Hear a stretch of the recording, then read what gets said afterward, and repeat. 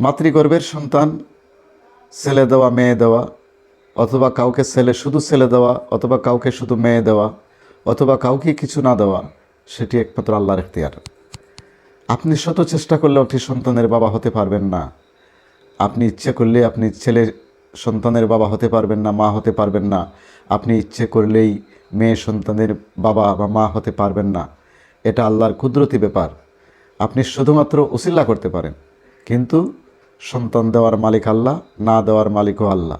এই কথাটা একজন মুসলমান হিসাবে আপনাকে অবশ্যই বিশ্বাস করতে হবে।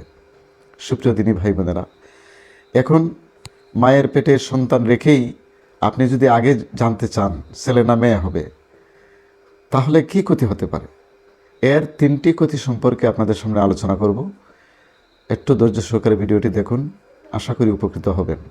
মায়ের গর্ভের সন্তান সম্পর্কে আগেই যদি আপনি লিঙ্গ সম্পর্কে জানতে চান ছেলে না মেয়ে হবে এবং জেনে যান, তাহলে 1 নম্বর যে ক্ষতিটা হবে, যে আপনি মনে করছিলেন যে আপনার ছেলে হবে, কিন্তু পরীক্ষা নিরীক্ষার মাধ্যমে আপনি জানতে পারলেন যে আপনার মেয়ে হবে। এতে আপনি নাখুশ হলেন। প্রসূতি মায়ের মানসিক চাপ বৃদ্ধি পাবে এবং মা অসুস্থ হবে, তার মানসিক যন্ত্রণা বাড়বে এবং গর্ভস্থিত সন্তানের উপরে সেটা প্রভাব পড়বে এবং সন্তান বিকলাঙ্গ হওয়ার সম্ভাবনা থাকবে এবং মায়ের মনটি একেবারেই ভেঙে যাবে। এই জন্য লিঙ্গ আগেই জেনে যাওয়াটার মধ্যে 1 নম্বর ক্ষতি হলো প্রসূতি মায়ের মানসিক যন্ত্রণা সৃষ্টি হওয়া।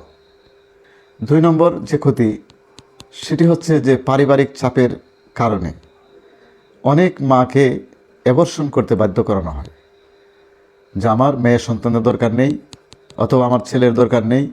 মাকে চাপ দিয়ে তাকে অ্যাবর্শন করানোর জন্য চেষ্টা করা হয়, গর্ভপাত করার চেষ্টা করা হয়, যেটা মায়ের জন্য অত্যন্ত ক্ষতিকারক। এই জন্য কোনো অবস্থাতেই মায়ের গর্ভের সন্তান ছেলে না মেয়ে হবে সেই বিষয়টি জানার চেষ্টা করা কিছুতেই উচিত নয়। 3 নম্বর সবচেয়ে মারাত্মক যে ক্ষতিটা হয়, যে পরিবারে মনে করেন কোনো মায়ের 2টি ছেলে আছে, একটি মেয়ের দরকার, অথবা 2টি মেয়ে আছে, একটি ছেলে দরকার। এখন পরীক্ষা নিরীক্ষার মাধ্যমে আগে আপনি জেনে গেলেন যে আপনার ছেলের দরকার ছিল, মাতৃগর্ভে সন্তান এসেছে মেয়ে। তখন কি হয়, এই মায়ের উপরে টর্চারিং করা হয়, তাকে নির্যাতন করা হয়। এমন ঘটনা ঘটে যার মাধ্যমে এমন কিছু ঘটে যায় যে আগেই লিঙ্গ জানার কারণে প্রসূতি মাকে আত্মহত্যা করতে পর্যন্ত দেখা যায়, যেটা কাম্য ছিল না।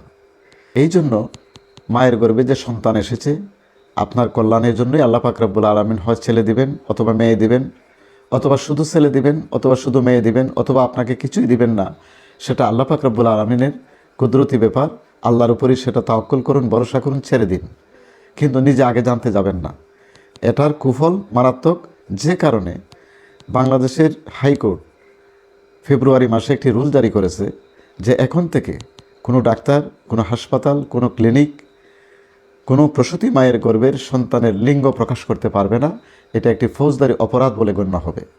এবং আমি মনে করি বাংলাদেশ হাইকোর্টের এই রুল জারি করাটা সময় উপযোগী। এর কুফলে কত মা যে সমাজ থেকে ঝরে যাচ্ছে, আত্মহত্যা করছে, মানসিক যন্ত্রণার মধ্যে আছে, এটা ভাষায় প্রকাশ করার মতো নয়। এই জন্য আল্লাহ পাক রব্বুল আলামিন মায়ের গর্ভের সন্তান সম্পর্কে তিনিই জানেন, আল্লাহর কুদরতি ব্যাপার এবং সেটা গায়েবের ব্যাপার। সেখানে হস্তক্ষেপ করা কোনো মানুষের উচিত নয়। আল্লাহ পাক রব্বুল আলামিন এই সমস্ত বিষয়গুলি আমাদেরকে বোঝার তৌফিক দান করুন। আমরা আল্লাহর কুদরতি ব্যাপারে হস্তক্ষেপ করব না। আমরা এই মায়ের গর্ভে সন্তান ছেলে না মেয়ে হবে সেটা আগে জানতে যাব না, কারণ এটার মধ্যে যে অকল্যাণ রয়েছে, ক্ষতির দিকটা রয়েছে, সেটা মারাত্মক। আশা করি আমার কথা বুঝতে পেরেছেন। আজকে এই পর্যন্ত। সবাই ভালো থাকুন, সুস্থ থাকুন। আসসালামু আলাইকুম ওয়া রাহমাতুল্লাহি ওয়া বারাকাতুহু।